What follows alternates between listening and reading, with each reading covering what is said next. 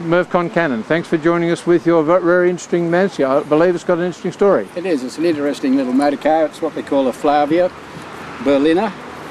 It's a Miliotto, which means 1800 in English.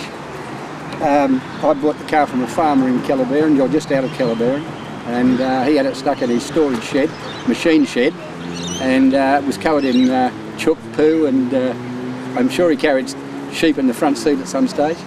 But we were going to tow it home with my ute, and he said, don't be bothered towing it. He said, drive the bugger home. So we did just that, and then I set to work getting it looking a little bit more tidy. It's certainly not concourse, but it's a tidy car.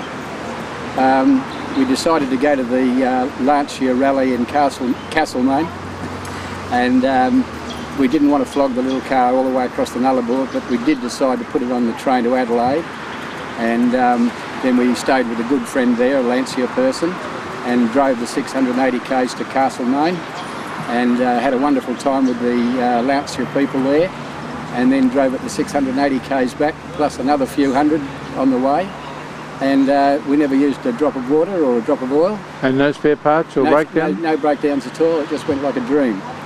But despite their rather plain looks, they are a wonderfully comfortable motor car. In fact, they were designated by the factory as a limousine in their day. And how many of those in Perth?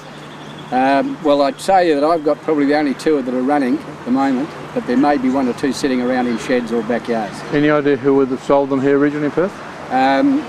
Premier Motors were an agent at one stage, and also Frank Kelly, and I think probably Ciliberti may have had something, but they may be a bit too early for Cilibertis, I'm not sure. Okay. And how do you go for parts? Good. The actual network, the Grapevine, is very good. We've got contacts all over Australia, and in fact the Lancia club in the UK is marvellous. They've got a big supply. I believe you're a very nice person too. You let the cameraman and the interviewer actually drive around for a couple of weeks. Oh, you could do that as long as you can, well, you can pay the fee, the small fee. Thanks for joining us. No, thank you, John.